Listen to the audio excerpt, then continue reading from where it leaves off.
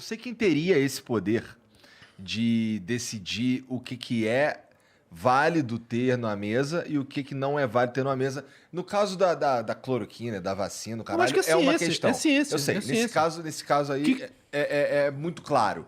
Mas assim, dar esse poder de decidir o que vale estar na mesa e o que não vale estar na mesa em diversos outros assuntos, não é perigoso? Porque a gente for, por exemplo, transportar para política. Não, aí, claro, é uma área muito mais subjetiva, não tem Exato. dúvida. E aí a gente tem, por exemplo, esse cara fala, não, esse cara aqui tá falando merda, vamos conversar só com esses aqui.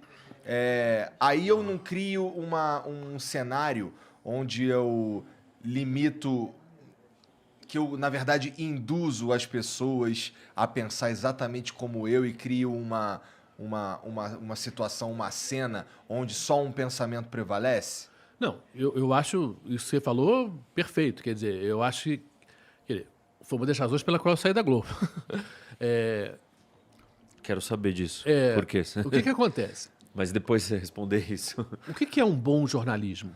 O que é um jornalismo bem feito? É você realmente ir nos locais, falar com as pessoas, se informar e retratar. Isso custa dinheiro, né? Eu digo que a liberdade de imprensa é a liberdade de andar de primeira classe. Ninguém te proíbe. Peraí, mas se informar é filtrar se a pessoa estiver mentindo, não repassar aquela mentira. Sim. Mas faz parte da realidade do jornalista sério um certo testemunho. Eu fui lá e eu ouvi. Tá. Né? Tá. Então não é que me disseram, eu vi. Né? E eu acho que isso foi um pouco a minha Mas carreira. não só foi um pouco ouviu, porque isso. você tem que filtrar se o Sim, que você ouviu é verdade ou mentira. se é verdade ou não. Se é loucura e é ou não. claro, e como eu falei lá atrás, quer dizer, e é claro que tem certas coisas que você nem pode fazer, porque só a história dirá se é verdade ou não Sim. daqui a não sei quanto. Você, dentro das ferramentas que você tem naquele momento, das informações que você tem no momento, você filtra o que é. E é claro que você vai dar voz a algumas pessoas, e dependendo do caso, falará todo mundo, dependendo do caso, não. Mas eu acho que isso é fundamental. Hoje, porque a mídia foi tão atacada politicamente, mas financeiramente por conta da internet, né? E vamos falar aqui, querido, o que vocês têm aqui é uma coisa maravilhosa, que é a possibilidade de você ter vozes mais plurais, né? Você não precisa mais ter uma televisão para você se falar para o mundo, né? Isso é super positivo.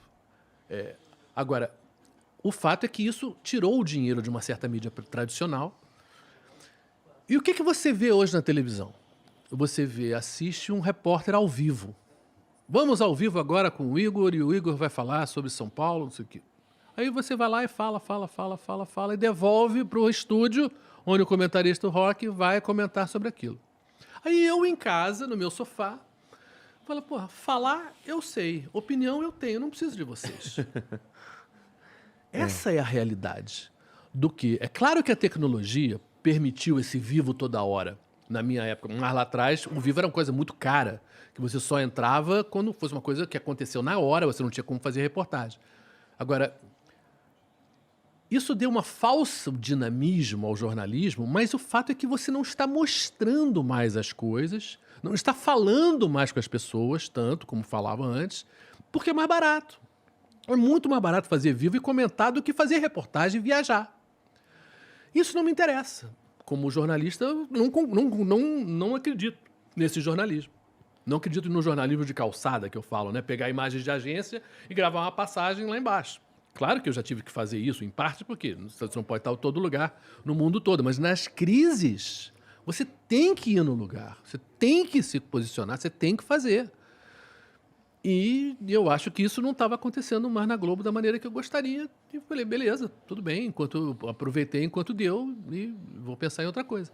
Mas assim, eu acho que agora, jornalismo e informação é produto de primeira necessidade.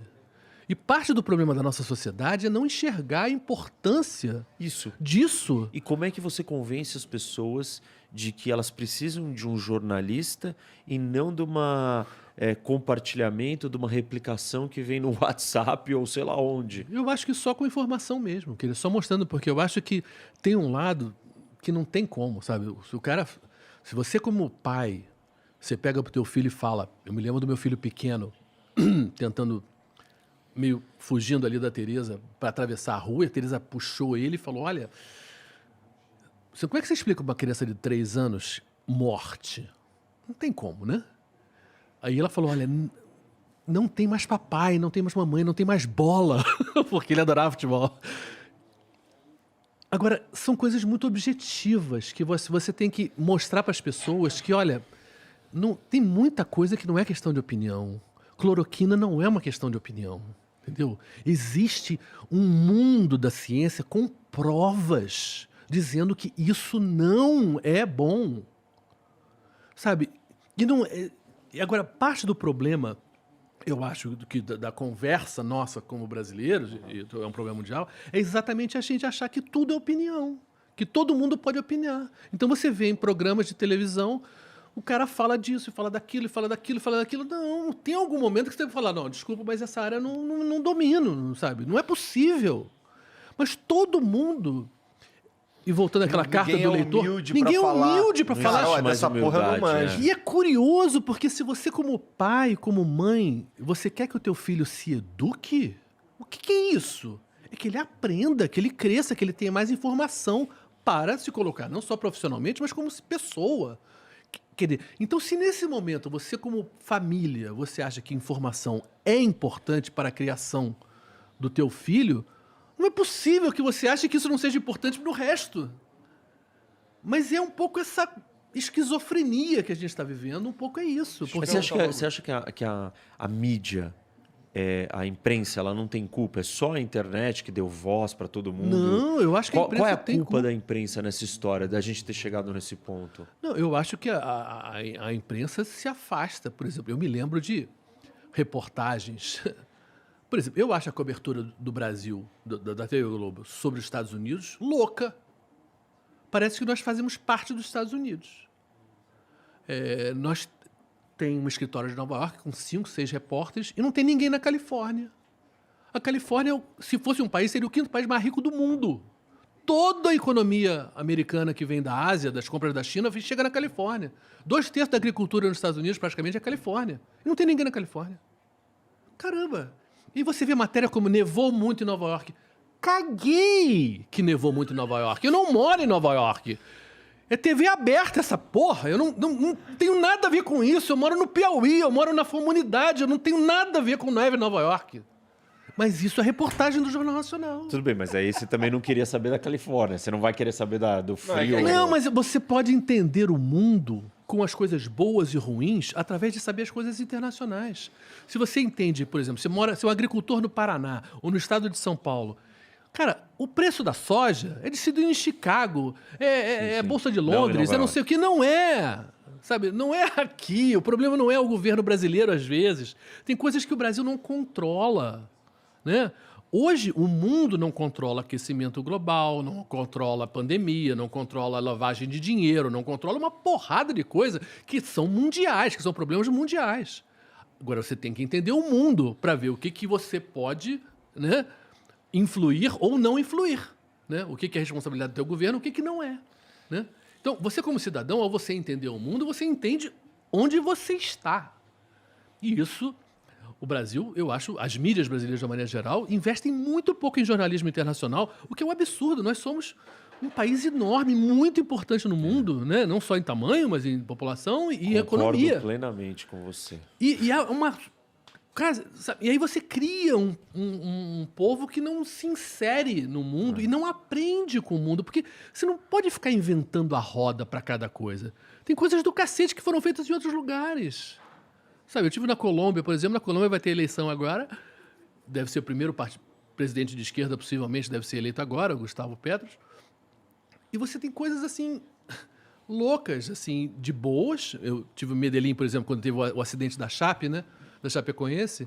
Cara, e foi emocionante demais. Eu nunca... Das vezes que mais me emocionei na vida foi aquele estádio lotado para um não-jogo, né? De homenagem aos mortos. Uma coisa linda, linda, de uma grandeza humana fantástica, sabe? Agora, Medellín, que teve a violência do Pablo Escobar, que teve não sei o quê, que tem favelas horrorosas, que não sei o quê, que a gente teve um prefeito que fez, por exemplo, pontos de ônibus, ele botou bancos, um grudado no outro de uma maneira que as pessoas possam conversar. Cara, isso é do cacete, isso é genial, sabe? Políticas públicas que você possam melhorar a vida das pessoas com coisas pequenas. Por exemplo, você pega comunidades no Rio ou no Brasil, não tem praça, não tem árvore. Cara, precisa ter. As pessoas precisam ter centros de encontro, as pessoas precisam estar mais juntas, as pessoas precisam ter verde. Precisa ter. O ser humano precisa disso. É uma das grandes vantagens do Rio de Janeiro é que a natureza é lindíssima, realmente. Isso faz bem. E a gente tem que ter essa valorização da natureza. Tem muita coisa que o mundo tem e que a gente tem como aprender, né?